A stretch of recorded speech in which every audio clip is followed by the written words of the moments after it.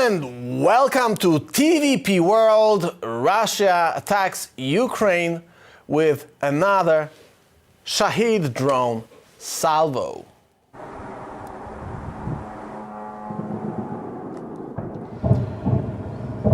But according to the official data, vast majority of those drones were shot down by the Ukrainian air defense. Ukraine's Air Force initially said 71 of the 75 drones had been shot down, but subsequently revised the number of downed aircraft to 74. Its spokesperson said on television that 66 of those had been downed over Kyiv and the surrounding region.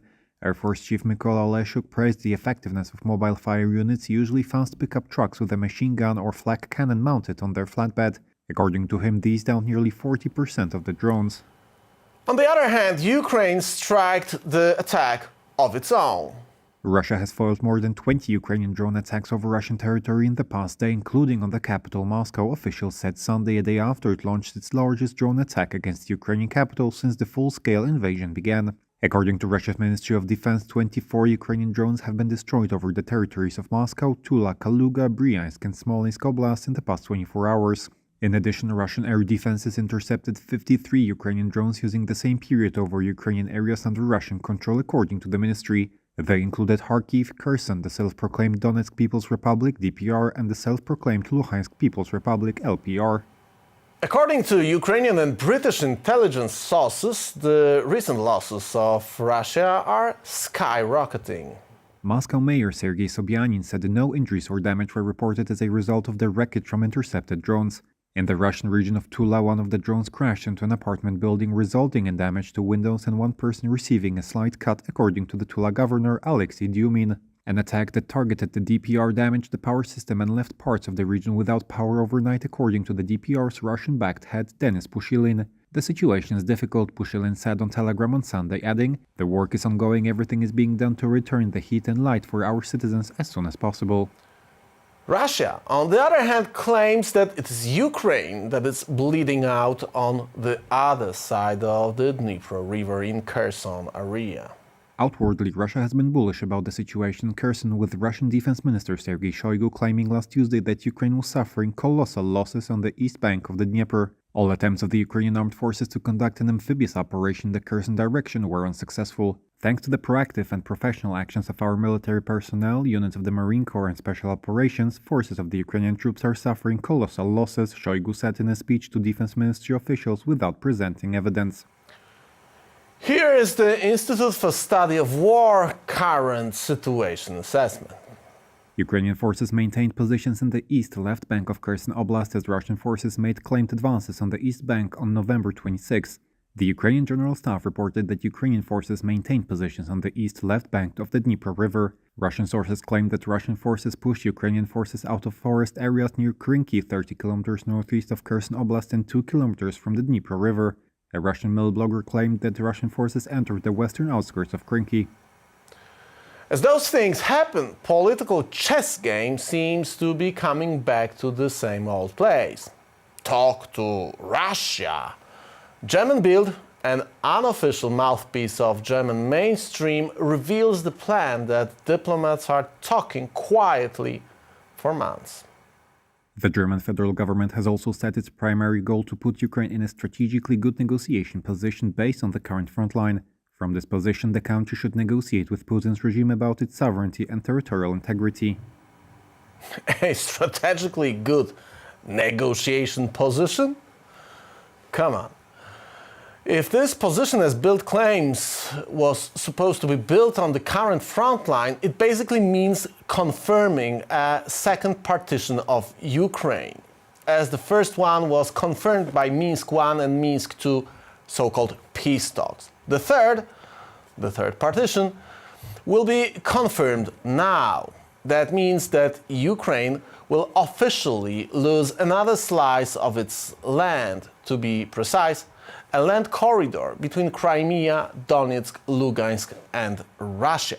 This will give Russia a strategic advantage before another push. But of course, German Bild sells this betrayal as the decision that is to be made by the Ukrainians. And of course, by United States, according to Bild. Neither Chancellor Olaf Scholz nor US President Joe Biden want to directly urge Ukrainian President Volodymyr Zelensky to negotiate the further status of the Russian-occupied territories at the negotiation table. Instead, both countries, as Ukraine's largest arms supplier, have decided to persuade the government in Kyiv to negotiate with Putin through the quality and quantity of their arms deliveries. They can do this because no other Western country supports Ukraine nearly as much as Germany and the USA. According to Russia understanders, as Russian friends in Germany are often called, Ukraine needs to understand that it cannot resist Russia like it resists now. Certain levels of arms shipment to Ukraine are to be used as a leverage. Levels that will not allow Ukraine to change the current frontline situation. Zelensky should come to the realization himself that it cannot continue like this, without external demands.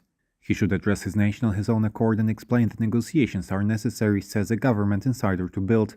The German-American plan to supply Kyiv with exactly those weapons in exactly the amount so that the Ukrainian army can hold the current front but is not able to militarily retake the occupied territories. Believe it or not, but from that point, the German plan turns even more sarcastic. If Ukraine won't comply, there is a plan B, and that plan is exactly the same as plan A, freezing the conflict on current front lines. Check this out. A government insider to Bild, what Berlin and Washington are pursuing as an alternative to negotiations is a frozen conflict without the consent of the conflicting parties. Meaning, even if Zelensky and Putin do not talk or want to talk, the contact line solidifies and becomes a new quasi-border between Ukraine and Russia. It's like Minsk, only without Minsk, says the insider, sarcastically referring to the 2014 fragile peace treaty between Ukraine and Russia. So, no matter if Ukraine agrees to talk to Putler and sign another capitulation deal disguised as a peace proposal forced by Germany or not, the result in terms of territory will be exactly the same. So, what's the difference from the German perspective? One may only guess. If Ukraine is going to play a German game, and if Ukraine is going to be nice to Herr Scholz, it will be granted a political proposal of cooperation with Germany. If no, well, it will be left alone, as the last time. And looks like Mr. Putler reads this game and plays it accordingly. Putin says war in Ukraine is a tragedy. Russian President Vladimir Putin said the group of 20 nations has to think about ways to stop the war in Ukraine, describing it as a tragedy. Addressing the virtual G20 summit hosted by India on Wednesday, Putin said that Russia had never refused to participate in peace talks with Ukraine, according to comments reported by news agency TASS. Instead, Putin once again blamed Ukraine for previous peace talks failing and then claimed there is a law in Ukraine prohibiting discussions. Did you notice that just as if nothing ever happened, Putler attended the G20 summit? I know he attended it online, but still, he was speaking at the G20 summit. And of course, as always, he cried his crocodile tears over the Russian war in Ukraine, that he has nothing to do with, as if he and Russia itself were just the victims or bystanders of some strange war between Ukraine and little green men from Crimea, Donetsk and Luhansk. Exactly as it looked like when Russia attacked Ukraine back in 2014. So the Germans announced their plan through the biggest German newspaper. They claimed that they work on it with US administration, but looks like there is only one small problem: the Ukrainian people. The problem is that the vast majority of them do not agree to any kind of talks between Ukraine and Russia. Back in late May this year, a poll result was published. Almost 64% of citizens of Ukraine were against any direct negotiations with Russia. That's the result. Oh yes, and there is another problem, that Russia is not only after Ukraine.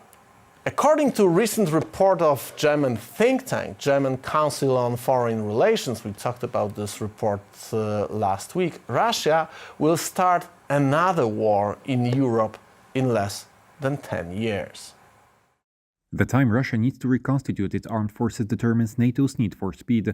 The alliance must be able to fend off a Russian attack in 6 years. The longer timeline already increases the risk of war. So guess what, Herr Scholz? Letting Russia keep what they stole from Ukraine brings Russia closer to attack other NATO member states, or no? It's like not a very difficult question to answer. You can join us on rackracon.substack.com. That's our website. You can leave us your email if you do want to stay ahead of the curve on all the info about the ongoing war against the Western civilization that we report daily. Because this show will disappear one day from your newsfeed. And when it happens, and it won't take long, believe me, you'll find us in your mailbox. Because that's what we are going to talk about on my show. My name is Michał Rachonie. This is Rackracon. And we roll it.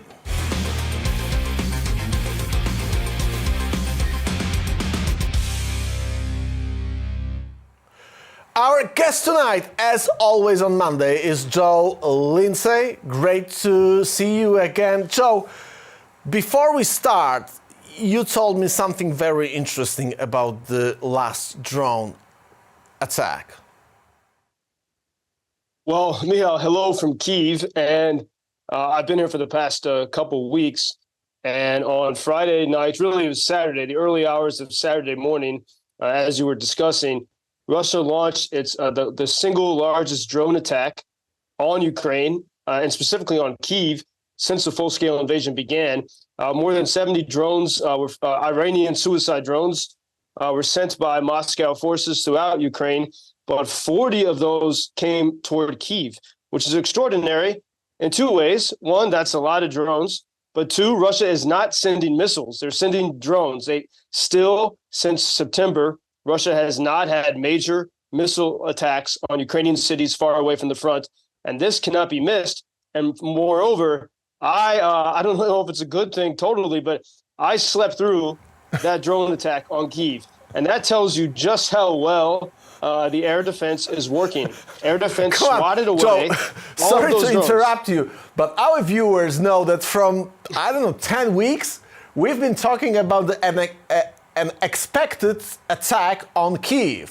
And you said that there is a kind of a tension, people are expecting it, and it makes people nervous. And when this attack came, Joe Lindsley was asleep.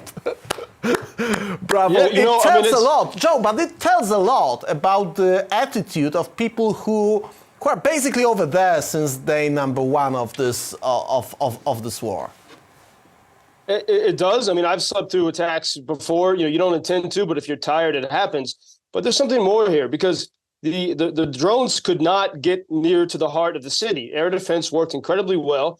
And so this is the key point. Right now, Ukraine is in its strongest position it's ever been in. We were told back in September to be very afraid of the big bad Russian wolf. They're going to launch their infrastructure attacks on Ukraine all winter. It's very cold here. It's been snowing all week. We have power. We have electricity. Where are these attacks? Russia is in a point of weakness.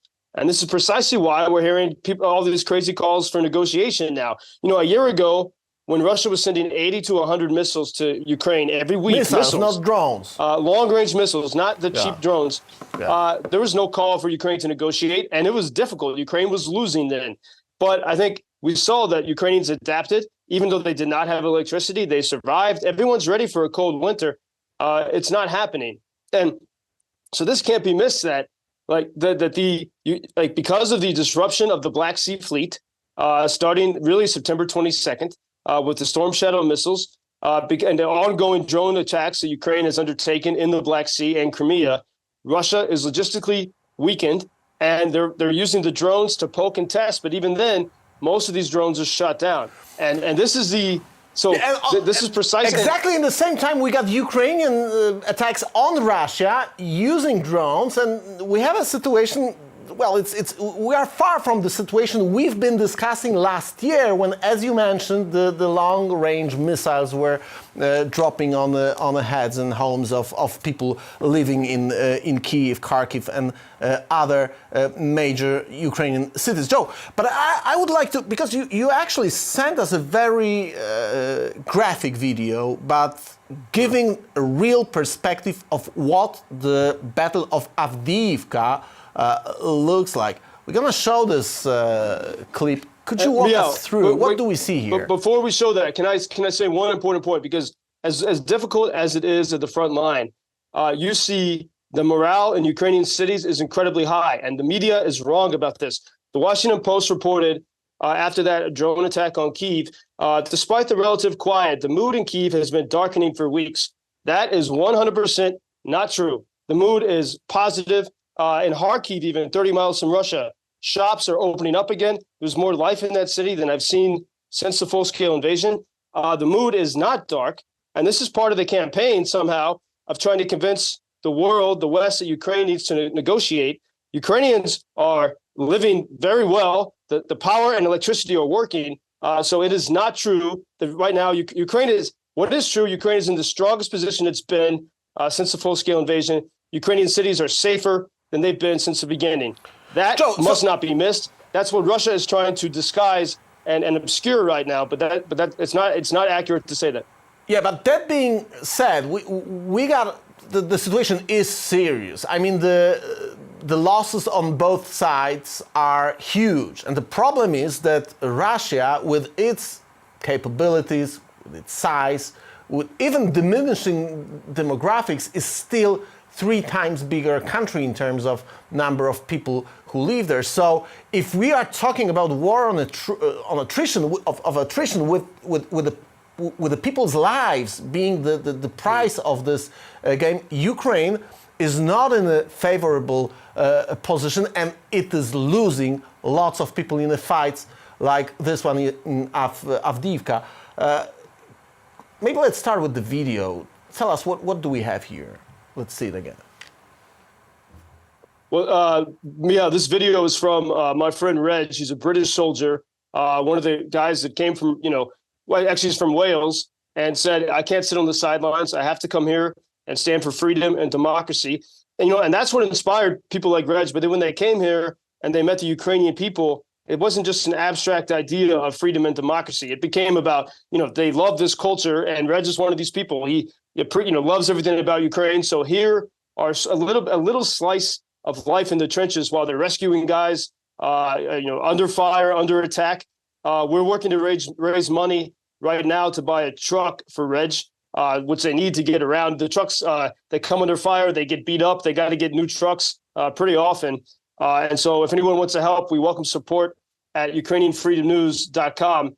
But what Reg is doing, he's a fire control officer, and his role is to lead his team in medium to long range fire assets for many different brigades on the Eastern Front. And here's an example of how these well-trained foreign fighters who come here on their own volition are really helping supplement the Ukrainian military. And they're doing incredible work at the front, but the only thing that limits them is not having the supplies they need. I mean, for example, they really need the highest level of night visions, which costs about $16,000 for each one. And if you could get one of those, to every 3 soldiers, it would make an enormous difference. I mean, I've heard stories from the trenches in the battle, but that's not realistic. There's not the money and support for that. So right now, instead, these guys are asking simply for trucks and for much cheaper thermal visions or night visions that are about $2,500. But when they tell me of like how ill-equipped the masses of Russians are, just to if you give the Ukrainian side just a little bit extra edge, they can be so incredibly effective. And especially with the thermal visions, they can see the Russians and take them out. And so keeping these guys supplied while we wait, as always, for the long-range weapons, We'll keep more Ukrainians alive. We will come back to the precise gear that was delivered by you, our viewers. And I'm so happy to find out that today when I received a message from Joe and a group of our friends with the precise pictures, photographs of the equipment that you guys, our viewers, bought. It's a great thing. We will show it to you at the end of our conversation. But before we do so, Joe, let's discuss this Bild article. It's, I got a feeling as if I was in a time machine. We've read and we've heard exactly the same back in 2014, 15, 16. The Minsk I, Minsk II agreements that were basically capitulation deals imposed on Ukraine by Germany and Russia, posing as some kind of peacekeeper or middleman here. Looks like the plan that was described by Bild is pretty the same. Your take? Well, this is why I believe if Ukraine is to succeed swiftly, it means that Ukraine will get the long-range weapons that it needs, but it means that we will have begun to fix the corrupt culture in Washington and in many of the European capitals. And what I mean is, Washington claims, for full support for Ukraine. When every official says full support, but they will not say victory. And also they play the usual games with the money. They say, we've given Ukraine $100 billion, but they don't specify, that it's not actually that amount of money. A lot of it is old equipment. And so they convince the world that they're totally on the side of Ukraine. But what we start to see, as with this, with the Bild story, that they're not. And I've known this for a long time because I talk with friends in Washington and people who were high officials at the Pentagon. They don't believe in Ukrainian victory. Either they don't think it's important, or they're scared of Russia. They're scared of what would happen in a world without Russia. And this is the psychological problem in Berlin and in Washington. And it's very important that we start to realize that even the politicians that wave the Ukrainian flag and say we support, that's not exactly accurate. And we see, we see the results of that. I mean, the last, it was September 21st, when President Zelensky was in Washington. The next day, Washington said, fine, we'll give you a few ATACMS, those long-range missiles. And Ukraine used them. Within the 5 days of their arrival, Ukraine used them very precisely and took out a bunch of Russian helicopters. So why right after that did Washington not say, you've proved yourself, here's more? And so we see the true colors, people who do not want Ukraine to win. And I know this from my experience working in Washington and New York. It's like, okay, why don't you just quiet down your freedom? And that's really the attitude. Like, why do Ukrainians really need to be totally free? And because everyone else is content with sort of living, in this sort of bureaucratic life. But the basic answer and the brutal answer is because probably nobody wants Russia to collapse. Well, I do want it. People in my part of the world really want Russia to collapse because it's an evil state that is killing people all over the world for many years. So we understand we are neighbors of Russia, so we are being attacked over and over again by Russia. Our citizens, fellow citizens, were killed by Russian troops for centuries, so we do want it. But the geopolitical chess players in Berlin, because I'm not really sure if the plan described by Bild is a really German and US plan. It looks more like the German plan with some aspects of negotiations between Germany and US. But that's basically the answer to this question. The geopolitical players are afraid of Russia collapsing. Yeah, and this is, speaking of chess, Garry Kasparov, the chess grandmaster, brilliant guy, one of the few Russian voices who's vehemently a critic of Russia's war on Ukraine. He said this today or yesterday: always waiting for Russia to escalate has failed. And this is, if we really step back and we say, Russia is the big bad wolf. They're like, if you attack our bases in Crimea, we'll go nuclear. Well, I keep reminding everyone, Ukraine decimated the Black Sea Fleet September 22nd. What has happened since? They've sent some drones, and the drones are shot down. This The is only the thing moment that not to happened be is afraid. that Vladimir Putin came out and said, well, Ukraine doesn't want to talk to us. I'm ready to talk, but Ukraine doesn't want to. That means, in plain English, that Vladimir Putin needs these negotiations, needs this peace deal, because he is in some serious geopolitical trouble. At least that's the way I see it. It's not that he's losing this war, because he's not losing it, obviously. He's an attacking side. But this poses a lot of problems for Russia. He wants this deal.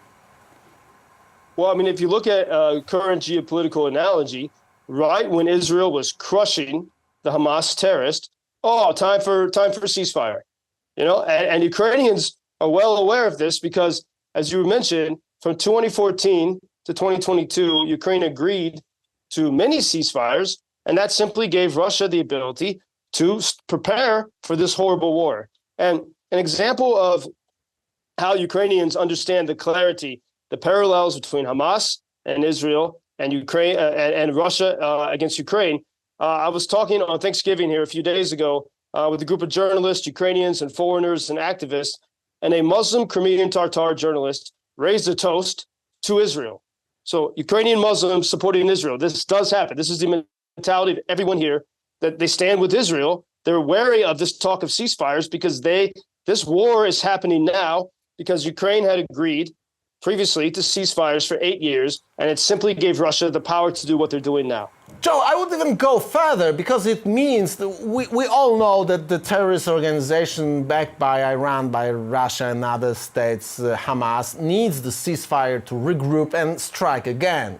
Nobody knows when, but this is what they do want to do. We do have a German think tank publishing an online report, clear actually for everyone who knows Russia, that Russia is preparing itself for a new war. And this is going to take less than 10 years before Russia attacks NATO member states. This is what they wrote in their paper. I mean, what is the thinking of Olaf Scholz if he wants to grant Russia with the price that they came for, giving them 17% of the Ukrainian territory, knowing that Russia is going to grab more, probably all Ukraine if Ukraine is not going to resist, and then another states that are on a Russian wish list, not only Lithuania, Poland, Estonia.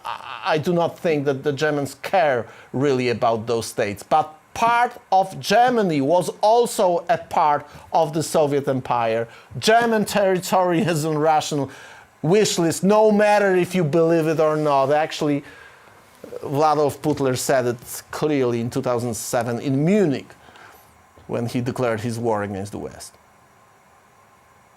Well, and Saturday was the 90th anniversary of the Holodomor, the Soviet-induced famine of Ukraine. Russia has had this imperial mindset that's not going away. But here's the thing: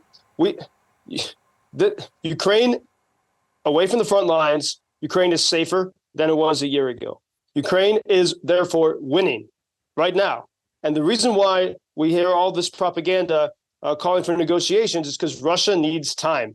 If Russia has time, then time is on their side. They can let Ukraine bleed out, as you mentioned.